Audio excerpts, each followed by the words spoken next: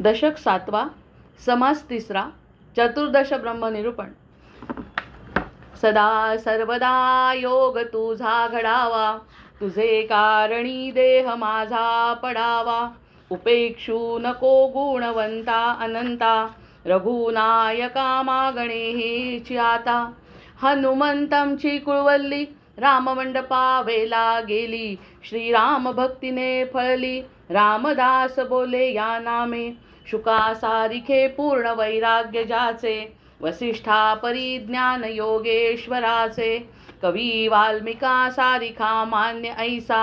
नमस्कार माझा सद्गुरु रामदासा, जयाचा जगी जन्म नामार्थ झाला. जयाने सदा वास नामात केला, जयाच्या मुखी सर्वदा नाम कीर्ती. नमस्कार त्या ब्रह्मचैतन्य मूर्ती, नेत्राने गुरुराजमूर्ती आपुली. मी जे धवा पाहिली, तू विष्णू शिव तूच दैवत मला. तू तात तू माऊली, झाला भाव मनात या मग करू कोणास पाचारण. प्रल्हादा गुरुराजया नित तुम्हा माझे असो वंदन. ऋषिकल्पम रामभक्तं गुरुयज्ञेश्वराभिधं, चतुर्वेदेश्वरः प्राणं प्रणमामि पुनः पुनः. जय जय रघुवीर समर्थ. गणेश शारदा चैव सद्गुरु सज्जनस्तथा, आराध्य दैवतं गुह्यं सर्वं मे रघुनंदनः. गणेश शारदा सद्गुरु संत सज्जन कुळेश्वरू, सर्व ही माझा रघुवीरू. सद्गुरु रूपे श्रीराम माझे आराध्य दैवत. परमगुह्य गुह्यातीत, गुह्यपणाची मात न चले जेथे. यो जातो मरुदंश जोक्षित तले, संबोधयन् सज्जनान् ग्रंथं यो रचयन् सुपुण्यजनकं. श्रीदासबोधाभिधं यः कीर्त्या पठनेन सर्वविदुषां स्वान्तापहारी सदा. सोऽयं मुक्तिकरक्षितौ विजयते, श्रीरामदासो गुरुः. मला वाटते अंतरित्वा वसावे, तुझ्या दासबोधासित्वा बोध व्हावे. अपत्या परिपाववी प्रेमग्रासा, महाराजया सद्गुरु रामदासा. ब्रह्मानंदं परमसुखदं केवलं ज्ञानमूर्तिं, द्वन्द्वातीतं गगनसदृशं तत्त्वमस्यादिलक्ष्यम्. एकं नित्यं विमलमचलं सर्वधी साक्षिभूतं, भावातीतं त्रिगुणरहितं सद्गुरुं तन्नमामि. गुरुर्ब्रह्मा गुरुर्विष्णु गुरुर्देवो महेश्वरः, गुरुः साक्षात् परब्रह्म तस्मै श्री गुरवे नमः. अनेन प्रियतां देवो भगवान् जानकीपतिः, श्रीरामचन्द्र पूर्वेषाम् अस्माकं कुलदैवतं. श्रोता वक्ता श्रीराम समर्थ. जय जय रघुवीर समर्थ, जय जय रघुवीर समर्थ. थोड्या 4-5 ओव्या ज्या आहेत ना, 27वा आपला सुरू आहे, त्याच्यात थोड्या मागून वाचते जरा 20व्यापासून, म्हणजे मला थोडीशी लिंक लागेल. या नाव अनुभव ब्रह्म आनंद वृत्तीचा धर्म, परंतु याचे निवर्म बोलिजेल श्रीराम. ऐसे हे ब्रह्मानंद तदाकार ते अभेद, अनुर्वाची संवाद तुटो न गेला श्रीराम. ऐसी ही 14 ब्रह्मे निरोपिली अनुक्रमे, साधके पाहता भ्रमे भाधिजेना श्रीराम. ब्रह्म जाणावे शाश्वत, माया तेची अशाश्वत. 14 ब्रह्मांचा सिद्धांत होईल आता श्रीराम. शब्द ब्रह्म ते शाब्दिक, अनुभवे वीणमाईक. शाश्वताचा विवेक तेथे नाही श्रीराम. जे क्षरनाक्षर तेथे कैसे मितिकाक्षर. शाश्वताचा विचार तेथेही न दिसे श्रीराम. खं ब्रह्म ऐसे वचन, तरी शून्या ते नासी ज्ञान. शाश्वताचे अधिष्ठान तेथेही न दिसे श्रीराम. सर्वत्रास आहे अंत, सर्व ब्रह्म नासिवंत. प्रळये बोलिला निश्चित, वेदांत शास्त्री श्रीराम. जय जय रघुवीर समर्थ. या ठिकाणी त्यांनी सांगितलं आहे, आपली जी चर्चा झाली त्या ठिकाणी त्यांनी सांगितलं, जे क्षर ना अक्षर, जे मितिकाक्षर, शाश्वताचा विचार तेथेही न दिसे.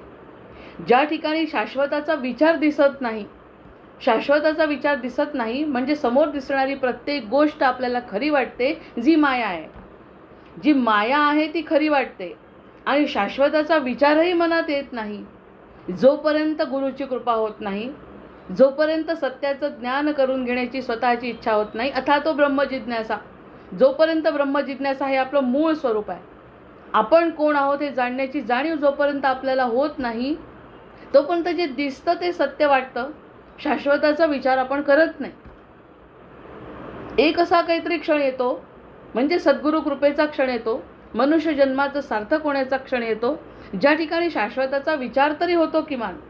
आणि एकदा का शाश्वताचा विचार झाला तर मग त्याला आपण प्राधान्य दिल्यानंतर मग अशाश्वत काय ते कळतं.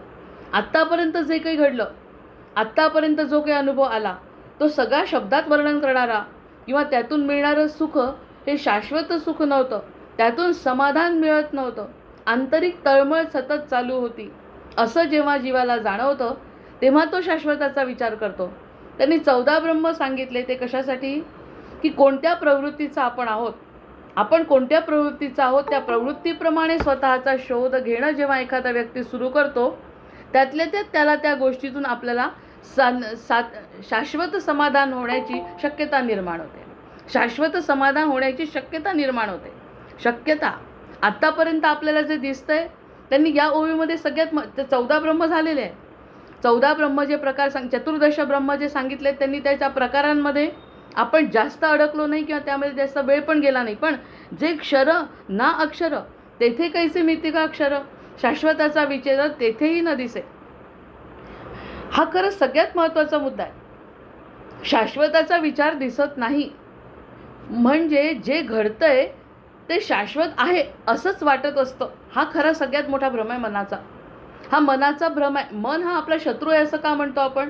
कारण हा भ्रमच निर्माण करतो. एखादी घटना घडते आणि पूर्ण घडल्यानंतर काही दिवसांनी जर लक्षात आलं की या सगळ्या गोष्टीचा तसा काही अर्थच नाही आहे, शाश्वत समाधान देणारी ती गोष्टच नाही आहे. 24-25 वर्ष वयाचे गेले, वयाचे 50 वर्ष गेली, जो काही अनुभव घेण्याचा प्रयत्न केला तो शाश्वत अनुभव नव्हताच. शाश्वत अनुभव जरी नसल्यामुळे शाश्वत समाधान नाही. पण शाश्वत समाधान नसताना म्हणण्याचा उद्देश हा या ओवीचा की शाश्वताचा विचार तेथेही न दिसे. शाश्वताचा विचारच केला. आपण विचार केव्हा करतो?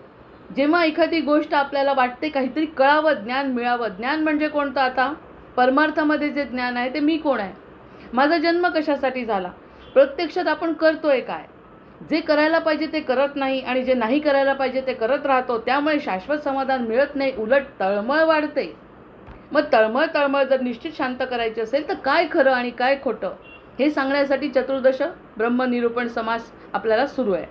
मग त्या ठिकाणी इतक्या प्रकारचे ब्रह्म सांगितल्यानंतर त्यातून आपल्याला पटेल असा अर्थ काढल्यानंतर आपल्याला शाश्वत समाधान जर पाहिजे असेल तर विचार हा शाश्वत पाहिजे हे आत्ता कळतं. म्हणजे जेव्हा समर्थ सांगतील, समर्थांची कृपा होईल, तेव्हा कळतं की सत्य काहीतरी वेगळं आहे आणि जे असत्य आहे ते सत्य भासतं. हासतं मायेचा परिणाम आपल्यावरती होतो. आणि ही माया ओळखणं, ही माया खरी वाटते. ही महालक्ष्मी, ही देवी ही खरी वाटते. ती संपत्ती, त्याच्यानंतर ती प्रसिद्धी, ते स्वतःचं मन, हे सगळं खरं वाटतं. कारण मायाधीश लपून आहे. मायाधीश लपून आहे आणि माया समोर दिसते, लक्ष्मी दिसते. लक्ष्मी रूपामध्ये पूजा केल्यानंतर लक्ष्मी प्रसन्न होते आणि प्रसन्न झाल्यानंतर अपार संपत्ती मिळते, अपार धन मिळतं, अपार प्रसिद्धी मिळते. कारण लक्ष्मीची आणि सरस्वतीची कृपा, सरस्वतीची तरी असं म्हणता येणार नाही, पण लक्ष्मीच्या कृपेने बाकी ही प्रसिद्धी जर मिळाली तर बाकी काय होतं की खूप दिवस प्रसिद्धी मिळाल्यानंतर त्यातून शाश्वत समाधान काही मिळालं नाही हे लक्षात आल्यावर मग लक्ष्मीच्या पाठी कोण आहे तर मायाधीश आहे हे कळतं. म्हणजे हे कळणं म्हणजे शाश्वताचा विचार आहे. जय जय रघुवीर समर्थ. ती अशाश्वत आहे अशातला भाग नाही. ही लक्ष्मी अशाश्वत आहे अशातला भाग नाही. ती शाश्वत आहे, चिरंतन आहे, पण ती कुठेतरी नतमस्तक आहे विष्णूच्या पायांशी. मग ते ब्रह्म जे आहे, विष्णू म्हणजे परमतत्व जे आहे, ते तत्वापर्यंत जोपर्यंत जात नाही तोपर्यंत सत्याची जाणीव होत नाही. आणि ती माया म्हणजेच खरी आपली सोबती असं वाटतं. म्हणजे शाश्वताचा विचार तेथेही न दिसे. लक्ष्मीचा उपभोग घेतो कशाला? हे लक्ष्मी आणि याच्या गोष्टी करण्यापेक्षाही अजून आपण आपल्या स्वतःच्या शरीराकडे जरी बघितलं तर शरीराचा किती उपयोग करून घेतला. डोळ्यांचा केला, बुद्धीचा केला, हाताचा केला, पायांचा केला, सगळ्या गोष्टींचा उपयोग केला. पण त्या उपयोगानंतर सुद्धा मन प्रसन्न नाही आहे. आणि मग तेव्हा गृहीत काय धरलं आपण? आपल्या देहाला गृहीत धरलं. हे जेव्हा लक्षात येतं तेव्हा बाकी शाश्वताचा शोध सुरू झाला असं म्हणायला हरकत नाही. म्हणजे गृहीत धरणे थांबवलं पाहिजे. जी गोष्ट आपल्याजवळ आहे ती गृहीत धरली म्हणजे शाश्वताचा विचार तेथेही न दिसे, म्हणजे दिसल्यावर शाश्वत सुखाच्या मागे आपण लागू शकतो, पाठी लागू शकतो आणि शाश्वत सुखाचा शोध तरी किमान सुरू होतो. म्हणण्याचा खूप मोठा उद्देश आहे याच्या मागे, की आपल्याला वाटलंच नाही, जाणीव जी आहे ती जाणीव, परब्रह्माची जाणीव म्हणजे स्वतःची जाणीव आवश्यक आहे. खंब्रह्म ऐसे वचन तरी शून्याते नासी ज्ञान. इतकं सगळं ब्रह्माचं ज्ञान आहे, घेतलं सगळ्या ब्रह्माचं ज्ञान घेतलं तरी शून्याते नासी ज्ञान, तरी शून्याचं जर ज्ञान मिळालं नाही, शून्य अवस्था म्हणजे काहीच नाही अवस्था, मी नाही कोणीच नाही, पूर्ण शरणागतीची अवस्था खूप कठीण आहे ही ओवी.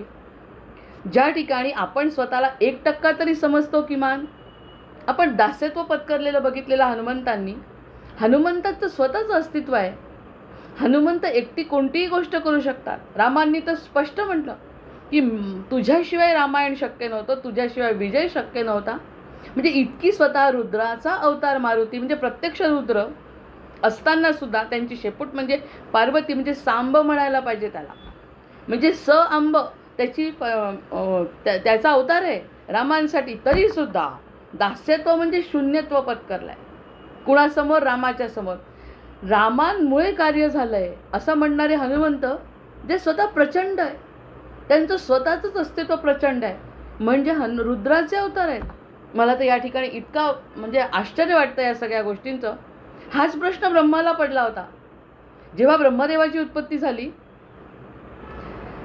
महाविष्णूंच्या नाभीतून जेव्हा ब्रह्मदेवांची उत्पत्ती झाली, मुलगा इतका क्युरियस ज्याला म्हणतो तसा चारी बाजूंना बघू लागला.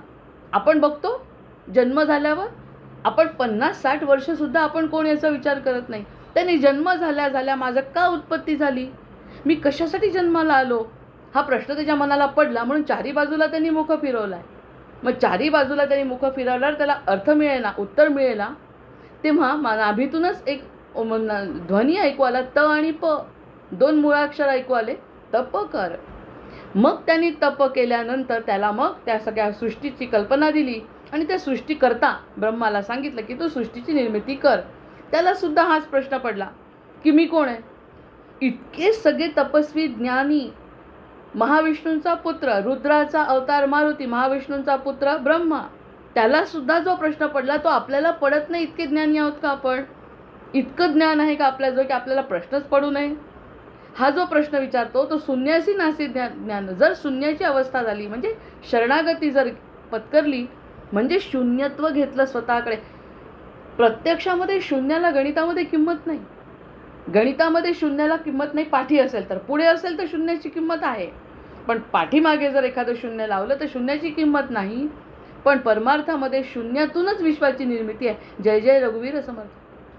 मग या शून्याची अवस्थापासून जर आपली निर्मिती आहे तर आपण शून्यावस्थेत गेल्याशिवाय आपल्या निर्मितीचं कारण कळणार नाही. अशी ही कठीण म्हणजे 14 चतुर्दश ब्रह्म सांगत असताना ब्रह्माचे प्रकार सांगितले, पण प्रकारावर आपण जास्त का विसंबवलो नाही. कारण त्या प्रकाराचं ज्ञान सुद्धा काय म्हणतात ते, खंब्रह्म ऐसे वचन तरी शून्यासी नासी ज्ञान. जर त्याचं जरी आपण घेतलं म्हणजे पृथ्वीवरचं ज्ञान तर सगळं संपादन केलं त्याला तर शून्यच किंमत आहे. परमार्थामधलं खंब्रह्म म्हणजे ब्रह्माचं सुद्धा ज्ञान घेतलं ते सुद्धा शून्यत्वामध्ये जर आपण गेलो नाही तर त्याला सुद्धा काडीचीही किंमत नाही. कारण आत्मज्ञान जर नसेल तर या सगळ्या गोष्टींची किंमत काय. भागवताची सुरुवात आत्मारामापासूनच, आत्मदेवापासूनच झाली आहे की आत्मदेव ब्राह्मण होता. आत्मदेव म्हणजे आपण म्हणजे आपल्यामध्ये असलेलं ब्रह्मतत्व. त्याच ब्राह्मणांनी जशी त्या भागवताच्या कथेची सुरुवात होते तशी निर्मितीची कल्पना आल्यानंतर आपण निर्मिती कशासाठी झाली. खंब्रह्म ऐसे वचन तरी शून्याते नासी ज्ञान, शाश्वताचे अधिष्ठान तेथेही न दिसे. म्हणून याच्यासाठी एक साधं माझ्या अल्पबुद्धीप्रमाणे उदाहरण असं आपण त्यावरती चर्चा करू शकतो की 18 पुराणं व्यासांनी लिहिली. 18 पुराणांची निर्मिती त्यांनी केली. पण 18 पुराण म्हणजे याचा अर्थ आहे खंब्रह्म ऐसे वचन असा जर अर्थ काढला की सगळ्या प्रकारचं ज्ञान त्यांना आहे. व्यासांना माहिती नाही असं एकही गोष्ट जगामध्ये उपलब्ध नाही असे व्यास आहेत. व्यासांना ज्ञानामधलं व्यासपौर्णिमा त्याच्यासाठीच करतो की असं ज्ञान आहे की कोणतं असं त्यांच्याजवळ नाही गोष्ट की जी त्यांच्याजवळ नाही, किंवा जे काही ज्ञान असेल ते त्यांचं उच्चिष्ट आहे. त्यांनी सगळं पाहिलेलं आहे असं ज्ञान कोणी कितीही घेतलं तरी त्यांचं व्यासांचं उच्चिष्ट आहे.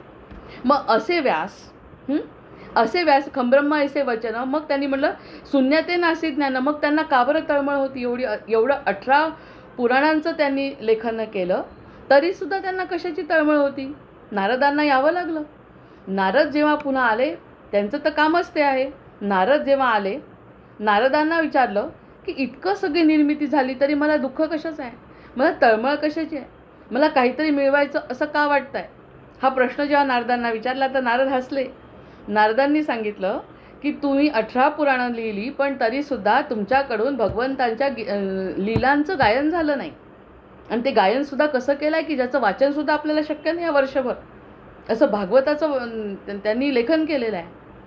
आणि असं लेखन केल्यानंतर मग त्यांना म्हणजेच काय झालं की भगवंताची लीला वर्णन करणे म्हणजे स्वतःला विसरणे हे आवश्यक आहे.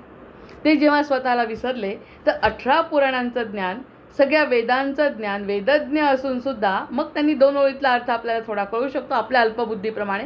असे अनेक अर्थ निघतात. पण आपण चिंतन करत असताना आपल्या सोयीने जो विचार करतो तो खंब्रह्म ऐसे वचन तरी शून्यते नासी ज्ञान.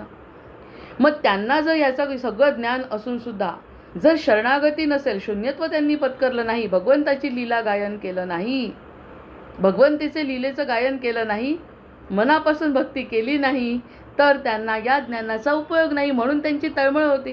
काय भावते मजला जीवका व्याकुळ होतो, आनंदाचा शोध घेतसे पुन्हा पुन्हा भरकटतो. आपल्याला आनंदाचा शोध घेताना जीव पुन्हा पुन्हा का भरकटतो? फक्त याच जन्मात नाही, असे किती जन्म गेले की ज्या ठिकाणी जीव व्याकुळ होऊन तळमळ करतोय की मी कोण आहे, मी ईश्वराचा अंश आहे. हे जर सांगत असतील सगळेजण तर त्या ईश्वराचा अंश मी आहे हे पटवण्यासाठी हा जन्म आहे. मग हे सगळं बाकीचं ज्ञान एकीकडे आणि आत्मज्ञान एकीकडे. मग ह्या सगळ्या गोष्टी जेव्हा घडल्या, अल्पबुद्धीने जर विचार केला तर व्यासांना सुख केव्हा मिळालं, समाधान केव्हा मिळालं, तेही द्वैताचं. पुन्हा अद्वैताचं माहिती असून द्वैतामध्ये त्यांनी समाधान मानलं. कारण पुढे त्यांचा जो पुत्र आहे शुक, त्या शुकाने अद्वैताचं ज्ञान जगाला दिलं. यांनी द्वैतामध्ये समाधान मानलं की मी आणि माझा भगवंत खुशीत आहे, मी भगवंताची स्तुती करतो, गीतेचं गायन, त्यांच्या लीलांचं गायन करतो आणि द्वैतामध्ये आनंद लोकांना मिळवून देतो की भगवंत आणि भक्त एकच आहे. पण भक्तांनी भगवंताची स्तुती केली पाहिजे. तेव्हा कुठे तो आनंद, त्या ठिकाणी ते थांबले अद्वैताचं ज्ञान असून सुद्धा. कारण अद्वैताचं ज्ञान आहे असं कसं म्हणावं? 4 वेदांचे ज्ञाते आहेत, अद्वैत माहिती आहे त्यांना. अहम ब्रह्मासी तत्त्वमसी काही त्यांना माहिती नाही. ते माहिती होतं पण त्यांनी लोकांना सांगण्यासाठी त्यांनी द्वैतामध्ये अनुभव घेतला. आणि त्यांचा जो पुत्र आहे, जो अमरकथा ऐकून आलेला आहे, त्यांच्या पोटी जो आला, त्यांच्या पत्नीच्या पोटी जो आला, त्यांनी अद्वैताचं मार्ग सगळ्या जगाला दाखवला. म्हणजे अद्वैत त्याला माहिती असल्याशिवायच त्यांचा पुत्र असा झाला का जो अमरकथा ऐकून त्यांच्या बायकोच्या पोटात 10 वर्ष निघायला तयार नव्हता, पोटातून असा झाला की त्याला सगळं ज्ञान आहे. अमरकथा ऐकून आल्यानंतर तो जन्माला येण्याची त्याची इच्छा नाही आहे, पण यावं लागतं. जर तुम्ही गर्भस्थ झाला तर तुम्हाला जन्माला यावं लागणार आहे. आणि आल्यानंतर बाकी त्यांनी अद्वैताचा प्रसार केला म्हणण्यापेक्षा अद्वैत काय ते सांगितलं. हे कुणी सांगितलं? वडिलांना माहिती असल्याशिवाय का? मग असे हे जे व्यास आहेत त्या व्यासांचं ज्ञान कमी नाही, त्यांच्याशिवाय कोणतं ज्ञान नाही. तरीसुद्धा आत्मज्ञान म्हणजे आत्मस्तुती म्हणजे भगवंताची स्तुती करून जो जीवाला आनंद मिळतो, सजातीय गोष्टीचा आनंद मिळतो. मी भगवंताचा आहे म्हणून भगवंतांची स्तुती करताना जीवाला आनंद होतो. राक्षसाची स्तुती करताना आनंद होणार नाही. कितीही राक्षसांनी आपल्यासाठी चांगलं काम केलं तर राक्षसाची स्तुती करताना जीव आनंदी होणार नाही. कारण त्याचा तो जातच नाही आहे. ती सजातीय वस्तूंच्याकडे आपलं आकर्षण आहे. मग ह्या आकर्षणातून जेव्हा सजातीय वस्तूंची स्तुती होते तेव्हा तो जो आनंद मिळतो तो खरंच आत्मानंदच असतो. मला जर एखादी स्तुती करून आनंद मिळत असेल तर ती स्तुती करत असताना माझा आत्मा आनंद घेत असतो. म्हणजेच तो आत्मा आणि तो एकच आहे हे त्यांना सांगायचं आहे. म्हणण्याचा उद्देश हा की आपणच आपली स्तुती करतो म्हणजेच त्याची स्तुती करत असताना आपल्याला आनंद होतो. आता याच्यावरती चर्चा काय करू शकतो आपण की जे माझं आहे, माझ्या वडिलांची स्तुती करताना मला का आनंद होतो? कारण ते माझे वडील आहे. माझ्या आईचं स्तुती करताना मला का आनंद होतो? कारण ती माझी आई आहे. आणि ती आई आनंद, तीच स्तुती इतरांना आवडत नाही कदाचित. इतकं काय रमायचं आहे? आमच्या सद्गुरूंची स्तुती करताना आपल्याला आनंद होतो, मग इतकं काय आनंद व्हायचा आहे त्याच्यात? कारण सजातीय आहे. मन त्या ठिकाणी गुंतलं आहे. मन ज्या ठिकाणी गुंतलं त्याचा आनंद होतो. तो आनंद म्हणजे आत्मानंद आहे. ब्रह्मानंदम परमसुखदम केवलम ज्ञानमूर्तीम द्वंद्वातीतम त्रिगुणरहितम. आता हा जो श्लोक आहे ब्रह्मानंदम त्यांचा, तो मला आनंद मिळतो कारण त्यांची स्तुती करून. मग हा जो म्हटलं खम ब्रह्म ऐसे वचन तरी शून्याते नासी ज्ञान शाश्वताचे अधिष्ठान तेथेही न दिसे म्हणत असताना कुठे दिसतं यावरती आपण अल्पपतीने विचार केला. इथपर्यंत आपलं झालेलं आहे. सर्वत्र असा आहे अंत सर्व ब्रह्म नासिवंत प्रळये बोलिला निश्चित वेदांत शास्त्री. वेदांत शास्त्र जाणणारा सगळेजण सांगतात की प्रळयाशिवाय पर्याय नाही. कोणत्याही गोष्टीचा प्रलय निश्चित आहे. जी गोष्ट जन्माला येते त्याचा संपणं निश्चित, अंत निश्चित आहे. वर्धमान जे जे चाले मार्ग रे क्षयाचा, पराधीन आहे जगती पुत्र मानवाचा दोष ना कुणाचा. हे सगळं माहिती आहे. मग जे जे गोष्ट जन्माला आली ती वाढते. 6 महिन्याचं मूल खूप छान दिसतं म्हणून ते 6 महिन्याचं राहत नाही. त्या 6 महिन्याचं मूल वाढत वाढत मोठं होतं. मग हा जर जगाचा त्याचा अंतसुद्धा निश्चित आहे. ज्याचा जन्म आहे त्याचा अंत निश्चित आहे. प्रळय बोलीला निश्चित वेदांत शास्त्री. बरं, हे काय बोलत नव्हते का आधी? आपण काय ऐकत नव्हतो का? या सगळ्या गोष्टी ऐकत होतो. म्हणजे ही ओवी पुन्हा पुन्हा तावून सुलाखून निघते आपल्या मनामध्ये. कशी? खंब्रह्म आहे वचन तरी शून्याते नासी ज्ञान. ऐकलं किती वेळा तरी की जन्मलेला प्राणी मरतो, पण त्या मरणाने सुद्धा मरण आपल्याला खरं वाटत नाही. आपल्याला असं वाटतं आपण अमरपट्टा घेऊन जन्माला आलोय, आपल्याला काही होणार नाही. काहीही झालं तरी आपल्याला आयुष्य असंच राहणार आहे आणि आपली सत्ता राहणार आहे, आपली प्रसिद्धी राहणार आहे, आपली बुद्धी राहणार आहे, आपला देह राहणार आहे. त्यामुळे सत्याकडे काही आकर्षित होत नाही. सत्याकडे जर आकर्षित झालं तर जे जे काही अशाश्वत आहे त्यामधून मन आपलं निघून जाण्याची शक्यता आहे. पण जोपर्यंत शाश्वत कळतं तेव्हाच ते शक्य आहे. अशाश्वताच्या मागे आपल्या अज्ञानाच्या शिवाय आपल्या हाती काहीच लागत नाही. ब्रह्मप्रलय मांडेल जेथे, आता ब्रह्माचा प्रलय मांडेल जेथे भूतान्वय कैचा तेथे म्हणून या सर्व ब्रह्माते नाश आहे श्रीराम. त्यांनी म्हटलं कोणतंही ब्रह्म कितीही मोठं तरीही त्याचा नाश आहे. पूर्ण पृथ्वीचा नाश आहे, पूर्ण ब्रह्मांडाचा नाश आहे. तर इथे आपल्या जीवाचा काय विचार आहे? सगळ्यांचा नाश आहे. सर्व ब्रह्माते नाश आहे. इथपर्यंत आपल्या ओव्या झालेल्या आहे. सर्व म्हणजे 14 चतुर्दश ब्रह्म सांगितल्यानंतर त्या सगळ्यांचा नाश आहे म्हणतात. सगळ्या गोष्टी नाशिवंत आहे. मग शाश्वत काय आहे? शाश्वत आपण आहोत असं म्हणतात. शाश्वत आपण आहोत. आपण कसे शाश्वत आहोत?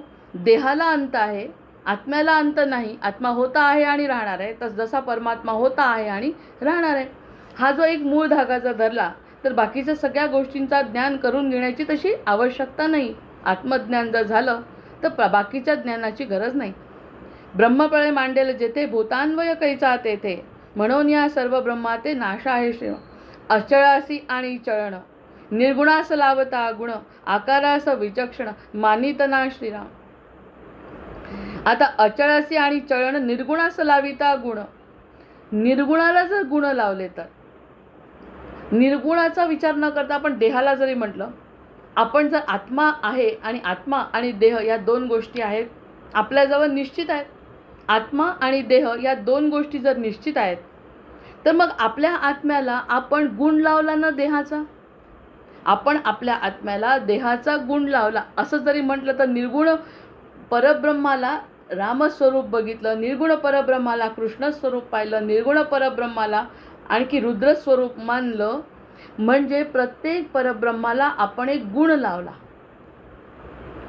येत आहे ना लक्षात? म्हणजे आपण मोठ्या गोष्टीचा जरी विचार केला नाही तरी आपण स्वतःला आत्तापर्यंत गुण लावूनच आपण स्वतःला अशाश्वत असं केलं. कारण देह समजलो, आपला मान समजलो, आपली प्रसिद्धी समजलो, आपली बुद्धी समजलो, आपलं कुटुंब समजलं, आपलं समाज समजला, आपलं राष्ट्र समजलं, म्हणजे आपल्या आत्म्याला कुठेतरी गुणामध्ये मर्यादित ठेवलं. मग त्यामुळे या सगळ्या गोष्टी घडल्या. मग शाश्वताचा विचार तेथेही न दिसे म्हणून शाश्वताचा विचार नाही. मी कोण? तर मी या नावाप्रमाणे वागणारी व्यक्ती, मी या कुटुंबाचा भाग, असं जर आपण म्हणत गेलो तर आपण आपल्या मूळ स्वरूपाला मर्यादित आणलं असा अर्थ काढायचा. म्हणजे निर्गुण रामाचा विचार तरी करण्याच्या आधी आपण स्वतःचा जरी विचार केला तर मुळामध्ये आत्मस्वरूप आहे, मूळ चैतन्य स्वरूप आहे, मूळ सत्यस्वरूप आहे, आहोत ना. ते नसतं तर देहाला काय उपयोग होता? आणि नुसत्या देह आहे म्हटल्यानंतर त्या चैतन्याचा निरुपयोग आहे का? नाही, माहिती नव्हतं फक्त. तर त्यांनी म्हटलंय की निर्गुणास लाविता गुण. मग आपण जे निर्गुण तत्व आपल्यामध्ये आहे त्याला आपण आपल्या नावामध्ये कोंडून ठेवलं की ही व्यक्ती. मग त्याच्यामुळे आपण मर्यादित विचार करतो आणि मर्यादित कुटुंब, मर्यादितच सगळ्या गोष्टींचा विचार हा देह करतो. कारण देहाच्या दृष्टीने बुद्धी जसं सांगेल तसं आत्म्याला आपण मर्यादित करतो. जसं निर्गुणास लाविता गुण, निर्गुणाला गुण लावले. मग ह्या निर्गुणाला गुण लावल्यामुळे आत्म्याला मर्यादित स्वरूपामध्ये त्रास होतो. तो अमर्याद तत्वाला जर मर्यादेत आणलं, समुद्र आहे मोठा, असा खवळलेला समुद्र आहे, मुंबईला काटून टाकलाय सगळा. आधीचा मुंबईचा नकाशा बघितला तर तो काय मोठा पसरलेला आहे, बेटच आहे ते मुंबई म्हणजे. पण त्या बेटाला ढकलत इतकं नेलं आहे की गेटवे ऑफ इंडियाला तर तिथे समुद्र थांबलाय. असं थांबणारा समुद्र कधी पाहिला आहे का? नद्यांना बांधून टाकतात, पाहिलं आहे का ना? मुक्त वाहणाऱ्या नद्यांना जर बांधलं, मुक्त वाहणाऱ्या नद्यांना जर बांधलं तर काय होणार आहे? मग त्यांना मर्यादित स्वरूप येत आहे आणि त्या मर्यादेला तोडून त्या अमर्याद वागण्याचा प्रयत्न करतात नद्यासुद्धा, समुद्रसुद्धा. आणि नंतर प्रलय करतो त्याला जे काही बांधून ठेवलं मर्यादेत. मग आत्म्याला तसं करता येत नाही. आत्म्याला मर्यादेत बांधल्यानंतर तो बुद्धीच्या जोराने तेच ऐकत राहतो आणि त्याचा जो सूक्ष्म देह आहे त्या सूक्ष्म देहाच्या रूपाने पुन्हा जन्म घेतो. त्याला हा अधिकार दिला नाही पंचमहाभूतांचा की जसं समुद्राला बांधून टाकलं तर तो प्रलय करेल, नदीला बांधून टाकलं तर पुराणी तो गावं उद्ध्वस्त करेल. पण या आत्म्याला जर बांधून टाकलं बुद्धीनी, मायेनी, देहानी, तर तो काय करतो? तळमळ तळमळ तळमळ करत त्याच इच्छा आणि वासना ठेवत हा जीव सोडतो, सूक्ष्म देहाने फिरतो, पुन्हा त्याच्या संकल्पांप्रमाणे जन्म घेतो आणि पुन्हा हे चक्र सुरू राहतं. म्हणजे त्या निर्गुणाला गुणामध्ये बांधलं म्हणून झालं. त्याच्यामध्ये हे तत्व पंचमहाभूतांपैकी नसल्यामुळे तो तर त्याच्याही वरचा आहे. पण तो स्वतः निघून जातो, पुन्हा फिरतो आणि पुन्हा तशा वासनांप्रमाणे जन्म घेतो आणि पुन्हा ते भोगतो. जोपर्यंत हे समज होत नाही तोपर्यंत ती मुक्ती त्याला मिळत नाही. किती सरळ! तसा पाहिलं तर हा विचार केल्यानंतर हा सरळ अर्थ आपण काढू शकतो. मग रामांच्या बाबतीत जर विचार केला तर रामांना सगुणामध्ये बांधलं, मर्यादेमध्ये बांधलं. मानव रूपामध्ये त्यांनी जेव्हा जन्म घेतला, मानवाच्या सर्व मर्यादा त्यांनी पाळल्या आणि सर्व मर्यादांचं, धर्माचं आणि सत्याचं पालन करत करत त्यांनी आपलं जीवन असं उभं केलं आपल्यासमोर. पण मुळात ते निर्गुणच आहेत. त्यामुळे या निर्गुण रूपाला सगुणात बांधणे म्हणजे निर्गुणाला लाविता गुण. मग त्यांनी तो आकार घेतल्यामुळे त्यांनी कोणत्याही प्रकारच्या मर्यादेचं उल्लंघन न करता आलेलं दुःखसुद्धा समाधानाने पचवत आणि वरतून एक वेगळा इतिहास रचत त्यांनी त्यांचं जीवन पूर्ण केलं, जीवनकाल पूर्ण केला. मग दुःख सुखाला कसं बघितलं रामांनी? कारण ते निर्गुण तत्व सगुणात प्रगटलं होतं. असं रामांच्या बाबतीत, कृष्णांच्या बाबतीत, दशावतारांच्या बाबतीत जेव्हा जेव्हा त्यांनी आकार घेतला, जेव्हा जेव्हा त्यांनी अवतार घेतला, तेव्हा तेव्हा त्यांनी तेवढं त्यांनी कार्य पूर्ण केलं. परब्रह्म असून सुद्धा त्यांनी स्वतःला गुणांमध्ये परावर्तित करून मर्यादेमध्ये जीवन जगले. म्हणजे कृष्णसुद्धा पूर्णावतार असून सुद्धा त्यांनी शेवटी त्यांचा अवतार कार्य समाप्ती झालेली आहे. म्हणजे त्यांनी तेवढ्या काळापुरता 200 वर्ष जितका त्यांचा काळ असेल त्या काळापुरता त्यांनी आपल्या स्वतःला गुणामध्ये बांधून ठेवलं. प्रकृतीच्या गुणांमध्ये त्यांनी बांधलं.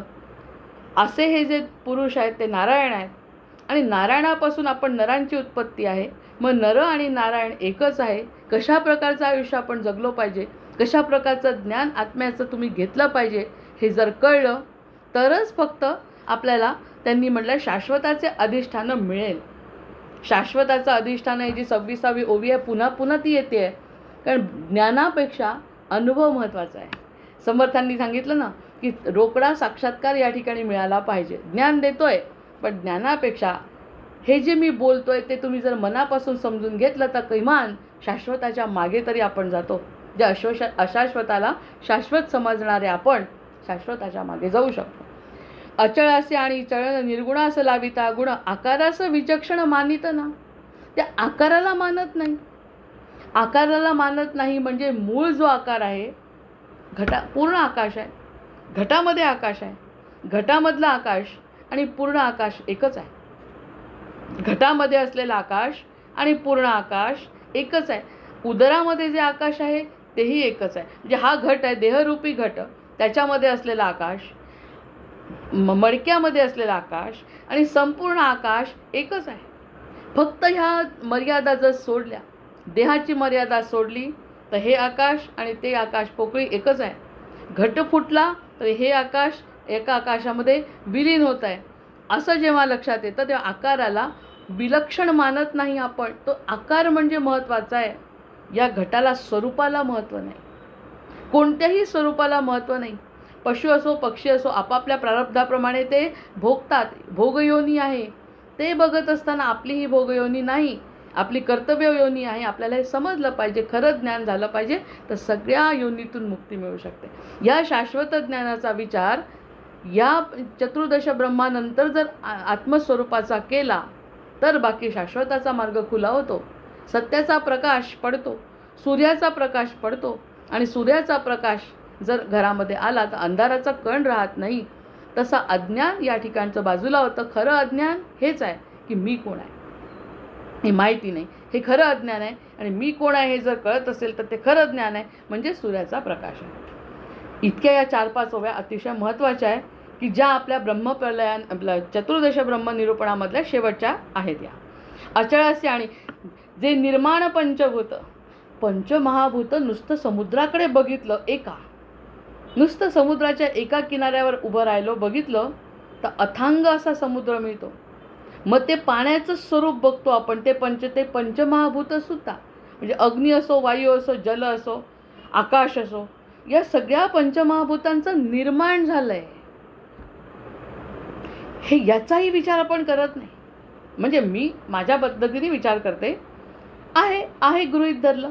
आपली आई आहे, घरामध्ये आहे, वडील आहे, मुलं आहे, समुद्र आहे, सगळं आहे हे गृहीत धरतो. मग ते गृहीत धरल्यामुळे आश्चर्य असं कशाचं वाटत नाही. आश्चर्य वाटलं पाहिजे. समर्थांचे जे शब्द कानात पडले तर आश्चर्य वाटतं. हे पंचमहाभूत सुद्धा निर्माण केलेले आहेत. एवढा पाऊस पडतो, निर्माण केलेला आहे. समुद्राची वाफ होते, पाण्याची वाफ होते, वर जाते, ढग येतात, पाणी पडतं, हे निसर्गचक्र आहे. झाडं, पेरणी, पिकं, हे सगळं निसर्गाचं चक्र आहे. आत्मसाक्षात्कार व्हावा, प्रकृतीचा खेळ खेळावा. हा जो प्रकृतीचा खेळ आहे त्यामधला आपण एक आहे, वेगळं काही नाही आहे. पण ते गृहीत जे धरतो तिथे चुकत आहे. हे पंचमहाभूतांचं निर्माण झालं हा विचार शाश्वताचा समर्थांमुळे कळू शकतो. हे जे ब्रह्माचं निरूपण चालू आहे त्या ठिकाणी सांगितलं पंचमहाभूतांचं सुद्धा निर्माण करता कोणीतरी आहे, म्हणजे नतमस्तक व्हा. हे जे पंचमहाभूत निर्माण केले, शरीरामध्ये शरीर सुद्धा पंचमहाभूतांनी बनलेलं आहे. पिंडी ते ब्रह्मांडी ठेवला आहे. सगळं सारखं आहे, काही वेगळं नाही आहे. सप्तसागर शरीरात सुद्धा, इडा पिंगला, ह्या नद्या, हे सगळं सारखं ठेवलं आहे भगवंतांनी. त्याचा जास्त सखोल विचार करू शकत नाही शरीरशास्त्राचा आणि खगोलशास्त्राचा. हे प्रत्येकाचं शास्त्र वेगवेगळं आहे, गर्भशास्त्र वेगवेगळं आहे, सूर्याचे सूक्त वेगवेगळे आहेत. हे सगळं आहे, हे सगळं भगवंतांनी निर्माण केलं. हा सगळा सृष्टीकर्ता भगवंत आहे. आता भगवंत हे नाव दिलं आहे, ते स्वरूप आहे, ते निराकार आहे. त्या निराकाराला स्वरूपामध्ये आणून त्याची पूजा करू शकतो. ते परास्तोत्र तर इतकं सुंदर आहे शंकराचार्यांचं. त्याच्यावरती एक दिवस खरंच विशिष्ट निरूपण व्हायला पाहिजे. म्हणजे आपली त्यावरती चिंतन होतं. काय त्या परास्तोत्रामध्ये त्यांनी वर्णन, ज्यांना समजतं की ते कशाचं वर्णन करतोय, तेव्हा मग त्या स्तोत्राला अर्थ त्या शंकराचार्यांना कळला आणि त्याचं ते स्तोत्र निर्माण केलं. मग असा जो पंचमहाभूत निर्माण झालेले आहे, निर्माण केलेले आहे, विशिष्ट हेतूने केलेले आहे. म्हणजे आधी पृथ्वीची निर्मिती केली, आपल्या जन्माच्या आधीसुद्धा अवतार घेऊन पृथ्वीला वाचवलं. हे आपण दशावतारामध्ये बघतो. आपला तर जन्म आता 60 वर्षापासून झाला. हजारो वर्षांपासून पृथ्वीचं रक्षण करणारा भगवंत आहे. मीच निर्माण केली, जलचर निर्माण केले, त्यांचंसुद्धा प्रत्येक जीवाला खायला देतो, प्यायला देतो, सगळं त्यांचं निर्माण करतो. आपण जन्माच्या आधी सत्ययुगामध्ये पृथ्वीला, वेदांना वाचवलेलं आहे. असे दशावतार आपण पाहिले. येणारा कलियुग पण बघतोय. कल्की अवताराचं सुद्धा वर्णन आपण ऐकतोय. आणि ऐकलेले वामन अवतार आहेत, मत्स्य अवतार आहेत. हे सगळं त्यांनी केलं कारण मीच निर्माण केलेली पृथ्वी आहे. मला याचं सर्जन करावं लागणार. निर्माता मीच आहे, सर्जकही मीच आहे आणि संपवणारा मीच आहे, प्रलय करणारा सुद्धा मी आहे. तुम्ही कोण आहे? कोणीच नाही. पण जर कळलं मी कोण आहे तर त्याचाच अंश मी आहे, म्हणजे त्याचाच इतका सर्वोत्तम आहे. सगळे चांगले गुण जर आपण एकवटले तर सर्वोत्तमाचा अंश आहे. आपल्याला शिव आवडणे एकतरीशी मला सुचलेली सांग. आपल्याला शिव आवडणे म्हणजे आपण नर आहोत. आतापर्यंत नर सुद्धा नव्हतो, पशु. म्हणजे नराचा जन्म मिळून सुद्धा पशु. आपल्याला शिव आवडणे, आपल्याला राम आवडणे, आपल्याला परब्रह्म आवडणे, आपल्याला तो पंचतत्वाचा स्वामी आवडणे म्हणजे आपण नर आहोत. पण त्याला आपण आवडणे म्हणजे नारायण. नरातला नारायण आपण होऊ शकतो. इतकी पॉवर, इतकी शक्ती आपल्याला या जन्मात मिळालेली आहे. मग हे जे पंचमहाभूतांचे निर्माता आहे ना कोणीतरी, एवढं जरी ज्ञान आपल्याला पुरेसं आहे. या पंचमहाभूतांचा एक भूत सांभाळणं कठीण आहे. हवा सुटली तर आपलं एकदा तर असा जोरदार पाऊस रस्त्यावर आम्ही असताना आले, इतका जोरात कधी बघितलाच नाही असा. श्वास बंद, डोळे बंद, तोंड बंद करून सुद्धा श्वास घुसमटायला लागला. इतकं पाऊस जोरदार आलेला, टप टप टप टप. त्यावेळी कळलं की पाऊस सुद्धा साधा नाही. आपण म्हणतो आधार घेतो, पण नाही घेता येत आधार. केदारनाथाला बघू शकतो काय त्या पावसाचं रूप आहे. या सगळ्या गोष्टींचा निर्माण करता तो आहे, तर त्याला शरण जाण्याशिवाय पर्यायच नाही आहे. आणि शरण गेल्याने नुकसानापेक्षा फायदा जास्त होणार आहे, कल्याण होणार आहे. मग असा जो निर्माण करता निर्माण पंचभूत, जो निर्माण पंचभूत ते प्रत्यक्ष नाशिवंत, ते सुद्धा ज्यांनी निर्माण केलं तो आहे खरा, पण पंचमहाभूत सुद्धा नाशिवंत आहे. मग आपला काय? पंचमहाभूतांपासून बनलेला देह नाशिवंत आहे, पण पंचमहाभूतही नाशिवंत आहेत. जय जय रघुवीर समर्थ. किती जबरदस्त ओव्या टाकल्यात या. पंचमहाभूतांचा निर्माता बाजूला ठेवलाय समर्थांनी सध्या. ते म्हणतात जे निर्माण अजून त्यांनी म्हणजे पंचमहाभूताचा निर्मात्यावर बोललेले नाही आहेत. ते म्हणतात आहे जे पंचमहाभूत निर्माण म्हणजे पंचमहाभूतांची निर्मिती केली. त्यासाठी रामांची ती ओवी आपण बघितली. जेव्हा समुद्राला जात नाही म्हटलं तर रामांना सुद्धा राग जेव्हा आला तेव्हा समुद्र त्यांच्या समोर प्रगट झाला. रामांच्या समोर रामांना राग येणं ही सुद्धा लीला आहे.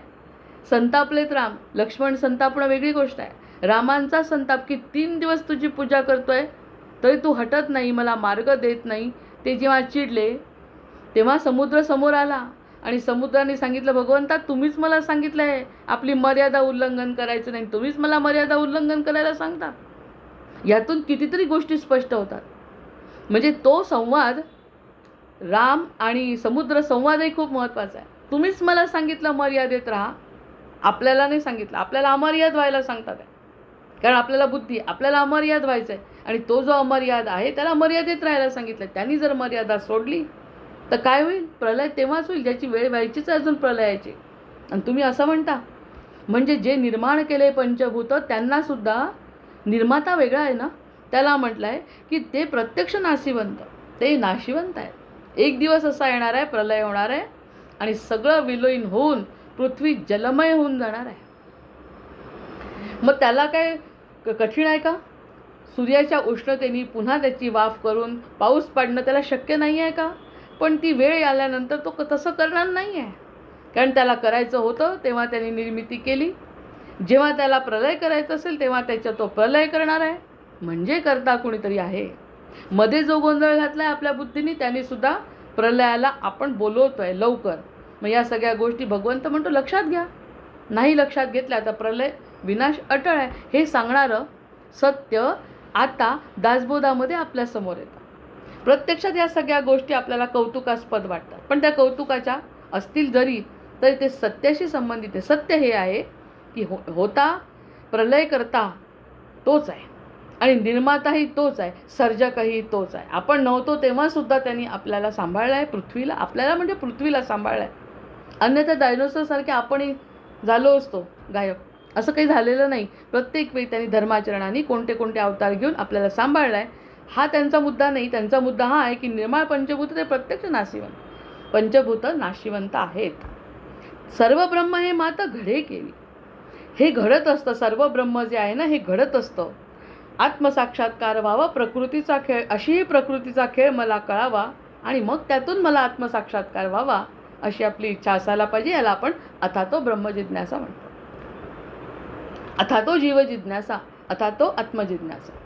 जोपर्यंत ही जिज्ञासा म्हणजे आपल्याला आपलं सत्य समजणं. बघा, पहिली वर्गापासून मुलांना प्रश्न विचारतात, मी कोण आहे. याच्यावरती तुम्ही तुमच्या बुद्धीने उत्तरं लिहा. निबंधाचा प्रकार असतो तो, मी कोण आहे. मी कोण आहे यासाठी पहिलीतलाही मुलगा लिहितो, 10वीतलाही मुलगा लिहितो, BScचाही मुलगा लिहितो, MScचाही मुलगा लिहितो, डॉक्टरही लिहितो आणि पारमार्थिकानी पण लिहावा मी कोण आहे. मग मी कोण ह्याचं उत्तर इथेच मिळू शकते. मी कोण आहे खरा, कितीही आयुष्य 50-60 वर्षाचं घालवलं तरी मी कोण काही सिद्ध होत नाही. मी हा याचा अंश आहे जो सर्व ब्रह्म हे माता घडे केली. सर्व ब्रह्म हे करत असतं, त्याचा आपण अंश आहोत हे कळेपर्यंत असं आता हे बहुतं. आता या सगळ्या गोष्टींचं चर्चा भरपूर झाली. ते म्हणतात चतुर्दश ब्रह्म सांगितलं. ते ब्रह्म सांगितल्यानंतर ते सत्य, अरे पंचमहाभूतच सत्य नाही तर सत्याचं ज्ञान घेण्यापेक्षा म्हणजेच आपलं स्वतःचं ज्ञान घेणं हे सगळ्यात महत्त्वाचं कर्तव्य आपलं आहे. आपलं कर्तव्य हे आहे की सत्याचं ज्ञान व्हावं. त्यासाठी खरं जन्म आहे, पण आपण सत्याच्या दूर दूर पळतो. जे जे क्षर ना अक्षर तेथे कैसे मितिका अक्षर, शाश्वताचा विचार तेथेही न दिसे. कितीतरी वेळा दासबोध वाचला असेल आधी पण सत्याच्या जवळ जाण्याची आपली क्षमता असून सुद्धा भीतीच वाटते. सत्य स्वीकारणं एवढं सोपं नाही आहे. शरणागती पत्करणं इतकं सोपं नाही. म्हणणं वेगळं, त्वमेव माता च पिता त्वमेव, त्वमेव बंधुश्च सखा त्वमेव म्हणतोय रामाला. प्रत्यक्षात आपला बंधू महत्त्वाचा, आपला नवरा महत्त्वाचा, आपला मुलगा महत्त्वाचा. तो म्हणतो ह्या सगळ्या गोष्टी शक्य नाही. या सगळ्या गोष्टी सांभाळणं, या सगळ्या गोष्टी जर घडत असेल तर सत्याच्या आपण दूर जातोय, नाही का. आपण सत्याच्या दूर जातोय. उलट सत्याच्या जवळ जाण्यानी, शरणागतीनी, आत्मसाक्षात्कारांनीच माणूस या सगळ्या गोष्टींची प्राप्ती करू शकतो. हे सत्याचं ज्ञान सांगितल्यानंतर आता म्हणतायत समर्थ, आता असं बहुता बोलणे.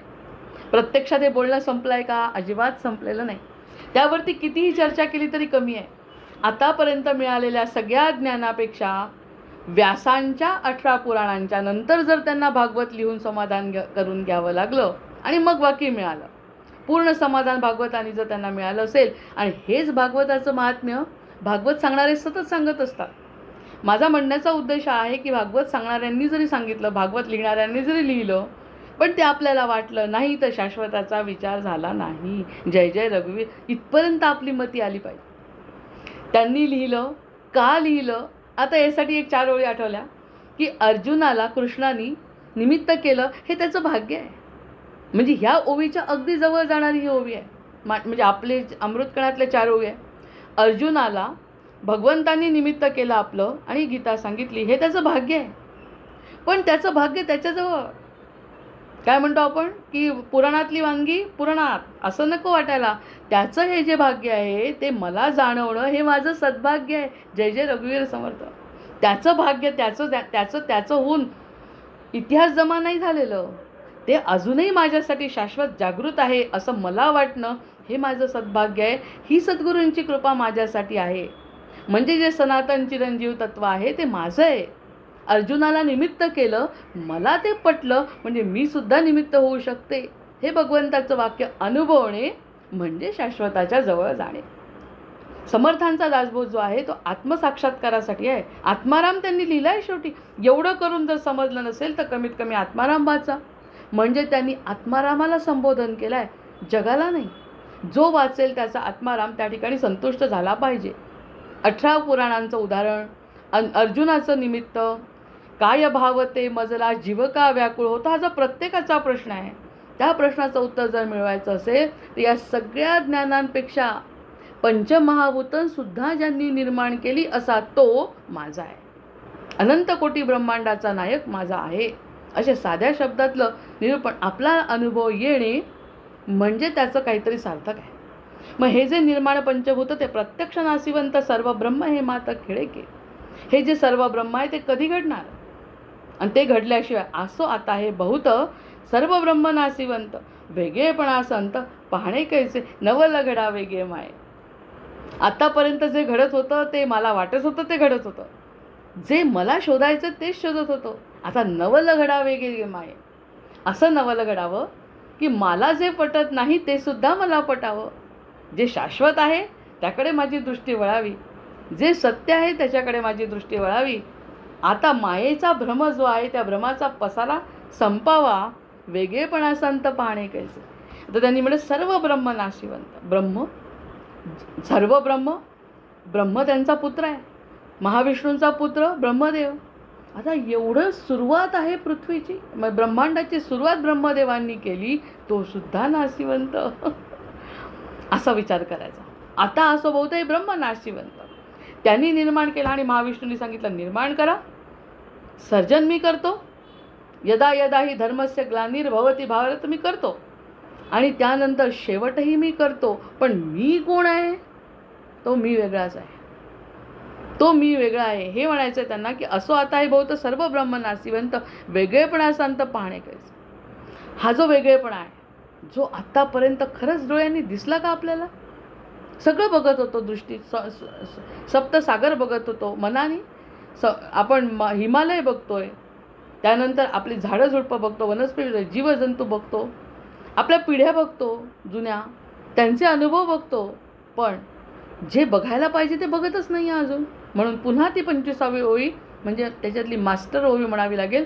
जे क्षर ना अक्षर तेथे कैसे मितिकाक्षर, शाश्वताचा विचार तेथेही न दिसे.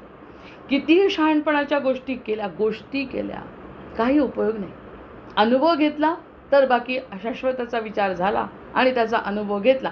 म्हणजे या सगळ्या गोष्टींचा सारांश हेच आहे की या सगळ्याचा ब्रह्मानंदाचा अनुभव जीवांनी घेतला तर समर्थ कृपा झाली. अन्यथा पुनरपि जननम पुनरपि मरणम पुनरपि जननी जठरे शयन.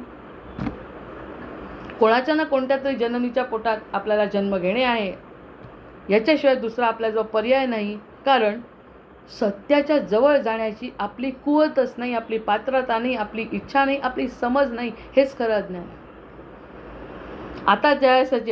आता असो बहुत हे सर्व ब्रह्म नाशिवंत, वेगळेपणाचा अंत पाहणे कैसे. जे नाही वाटत त्याच्याकडे बघण्याची इच्छा होणे म्हणजेच नवल घडावे घे माय. त्याची एक स्वतःचं एक काव्य आपण मागे, आज 3-4 काव्य झाल्यामुळे माझे आता ते नाही म्हणत. आता जयास चेतवावे. आता कुणाला चेतवावं? इतकं जर कळलं तर चेतवावा. अग्नी तो चेतवावा. समर्थ म्हणतात ना की जो अग्नी आहे प्रज्वलित करावा, आहुती देऊन प्रज्वलित करावा. आपला जठराग्नी अन्नाची आहुती देऊन, अन्न हे पूर्ण ब्रह्म म्हणून अग्नी जठराग्नी प्रज्वलित करावा. आणि म्हणे भगवंत स्वतः वाचतात आणि मला अग्नी द्या, मला अन्न द्या म्हणतात. गीतेचा 15वा अध्याय म्हणतात स्वतः मी रोज वाट बघतो, मला कधी तो अन्नाचा घास मिळेल. आपण त्या दृष्टीने कधी बघतच नाही. अन्न हे पूर्ण ब्रह्म, उदर भरणं नव्हे जाणीचे यज्ञकर्म आहे जाणून जर आपण आपलं उदर भरलं तर स्वतः भगवंत त्या ठिकाणी संतुष्ट होत असतात. मग कुणाला चेतवायचं आहे? चेतवत असताना आपला जो अग्नी चेतवणे म्हणजे आपलं चयापचय क्रिया चांगली होणे, देह चांगला राहणे. त्यानंतर आपल्या आत्म्याला चेतवायचं आहे. आता जयाचं चेतन त्याची माईक स्वभाव आहे, तो खरं मुळात स्वभाव आहे. त्या स्वभावाच्या विरुद्ध आपण वाहत होतो. नदी बरोबर तिच्या स्वभावाप्रमाणे वाहते, झाडं बरोबर त्यांच्या स्वभावाप्रमाणे परोपकार करतात. पहाड आपल्या प्रभाव, हे तर चल संपत्ती झाली, अचल संपत्ती झाली. चलसुद्धा वृश्चिक विंचू आपला स्वभाव सोडत नाही, माकड आपला स्वभाव सोडत नाही, गाढव आपला स्वभाव सोडत नाही. मरेल पण वाकणार नाही असा त्यांचा स्वभाव. कुत्र्याची शेपूट वाकडी ती वाकडी. या ज्या म्हणी पडल्या ते त्यांचे स्वभाव सोडत नाहीत, कारण त्यांची भोगयोनी आहे. ते भोगूनच ते सुटणार आहे. कावळा काळाच राहणार आहे, कावळ्याचा आवाजही तसाच राहणार आहे. हे सगळं ते सोडणार नाही आहे कोणीच. वर्ड चेंजेस ही इंग्लिश कविता पण लिहिली होती त्याच्या, तेव्हा मला एवढी समज नव्हती तरी ती लिहिल्या गेली होती की काही कोणी सोडत नाही. नद्या नाही सोडत, समुद्र नाही सोडत, कुणाचा फक्त माणूसच माणसाचा स्वभाव सोडला आहे. त्यांनी सांगितलंय की माणसाचा स्वभाव परोपकारासाठी आहे, कारण नराचं रूप नारायणाचं रूप नर आहे, नारायणाचं रूप नर आहे. मग प्रत्यक्ष नद्या सोडत नाही, निर्जीव म्हणतो आपण त्यांना, प्रत्यक्ष जीव आहे, त्यांना सुद्धा आपण देवीचं स्थान देतो. त्यांच्यापासून तर शिकायला पाहिजे. मग हे जर न शिकता त्यांनी म्हटलं जयाचं चेतवायचं कुणाला आहे? आता खरं चेतवणं पाहिजे, चेतवायला पाहिजे, पेटवायला पाहिजे, जाणवायला पाहिजे आत्म्याला. आपल्या आत्म्याची जाणीव, आत्म्याला काय जाणवायचं, आत्मा तर स्वतंत्र आहे, पण आत्मा आहे आपल्याला हे जाणवायला पाहिजे. प्राधान्यक्रम आत्म्याला द्यायला पाहिजे. थांबावं लागत आहे. 2 ओळी 2-3 ओव्या वाचते आणि थांबते. आता असो जयास चेतवावे त्याची माईक स्वभावे, तेथे चैतन्याच्या नावे नास आला श्रीराम. परवारे विण सत्ता, ते सत्ता नव्हे तत्वता, पदार्थे विण साक्षता, तेही मिथ्या श्रीराम. सगुण आसनाश आहे प्रत्यक्षास प्रमाण काये, सगुण ब्रह्म निश्चय नाशिवंत श्रीराम. सगुण ब्रह्म नाशिवंत आहेत म्हणतात. सगुण ब्रह्म सुद्धा नाशिवंत, म्हणजे ब्रह्म सगुणात असलं तर नाशिवंत. म्हणून निर्गुणाकडे बघा. आपलं सगुण नाशिवंत, पण आपल्यातला निर्गुण शाश्वत. निर्गुण ऐसे जे नाव, त्या नाव असं कैचा ठाव, गुणे विण गौरव येईल कैचा श्रीराम. जय जय रघुवीर समर्थ, जय जय रघुवीर समर्थ. आता 31 ओव्या झाल्या, 27 ते 31 ओव्या झाल्या. जय जय रघुवीर समर्थ. झाले साधनाचे फळ, संसार झाला सफळ, निर्गुण ब्रह्मते निश्चळ, अंतरी बिंबले श्रीराम. हिसेब झाला मायेचा, झाला निवाडा तत्वाचा, साध्य होता साधनाचा ठाव नाही श्रीराम. स्वप्नी जे जे देखिले, ते ते जागृतीस उडाले, सहजची अनुर्वाच्य झाले, बोलता नये श्रीराम. ऐसे हे विवेके जाणावे, प्रत्यये खुणेसी बाणावे, जन्ममृत्याच्या नावे शून्याकार श्रीराम. भक्ताचे निसाभिमाने कृपा केली दाशरथीने, समर्थ कृपेची वचने तो हा दासबोध श्रीराम. 20 दशक दासबोध, श्रवणद्वारे घेता शोध, मनन करत्यास विशद, परमार्थ होतो श्रीराम. 20 दशक दोन्हीचे समास, साधके पहावे सावकास, विवर्ता विशेषा विशेष कळो लागे श्रीराम. ग्रंथाचे करावे स्तवन, स्तवनाचे काय प्रयोजन, येथे प्रत्ययास कारण, प्रत्ययो पहावा श्रीराम. देहे तव 5 भूताचा, करता आत्मा तेथीचा, आणि कवित्व प्रकार मनुष्याचा, काशावरुनी श्रीराम. सकळ करणे जगदीशाचे, आणि कवित्वची काय मानुषाचे, ऐशा प्रमाण बोलण्याचे काय घ्यावे श्रीराम. सकळ देहाचा झाडा केला, तत्व समुदाय उडाला, तेथे कोण्या पदार्थाला आपुले म्हणावे श्रीराम. ऐसी ही विचाराची कामे, उगेच भ्रमो नये भ्रमे, जगदेश्वरे अनुक्रमे सकळ केले श्रीराम. जय जय रघुवीर समर्थ, जय जय रघुवीर समर्थ, जय जय रघुवीर समर्थ. वंदे देवं विष्णुमशेष स्थिती हेतुं, त्वामध्यात्मज्ञान विरन्तर्हृदिभव्यं. हे आहे यद्वन्द्वविहीनं परमेकं, तत्तामात्रं सर्वरदुष्टं. प्राणापानौ निश्चय बुद्ध्या रुधिरुद्ध्वा, चित्वा सर्वसंशयबन्धं विषयो, पश्यन्ति शम्यं गतमोहायतयस्तं. वन्दे रामं रत्नकिरीटं रविभासं, मायातीतं माधवमाद्यं जगदादि, मानातीतं मोहविनाशं मुनिवन्द्यं. योगिद्धेयं योगविधानं परिपूर्णं, वन्दे रामं रञ्जितलोकं रमणीयं. भावाभाव प्रत्ययहीनं भवमुख्यै, योगासक्तिर्र्चितपादाम्बुजयुग्मं. नित्यं शुद्धं बुद्धिमनन्तं प्रणवाख्यं, वन्दे रामं वीरमशेषासुरधामं. त्वं मे नाथो नातीतकार्याखिलकारी, मानातीतो माधवरूपो किलधारी. भक्त्यागम्यो भावितरूपो भवहारी, योगाभ्यासैर्भावितचेतः सहचारी.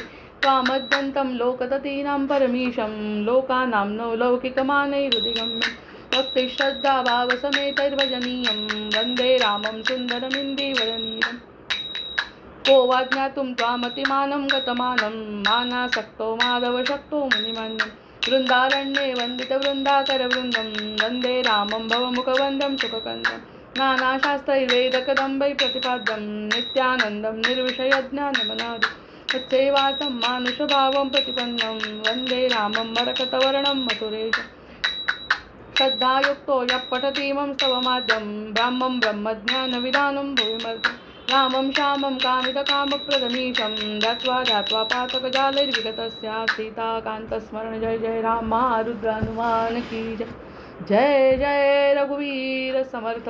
भर्जनं भवबीजानामर्जनं सुखसम्पदां, तर्जनं यमदूतानां राम रामेति गर्जनम्. आवाहनं न जानामि तवार्चनं, पूजाञ्चैव न जानामि. क्षम्यतां परमेश्वर, क्षम्यतां परमेश्वर, क्षम्यतां परमेश्वर. जय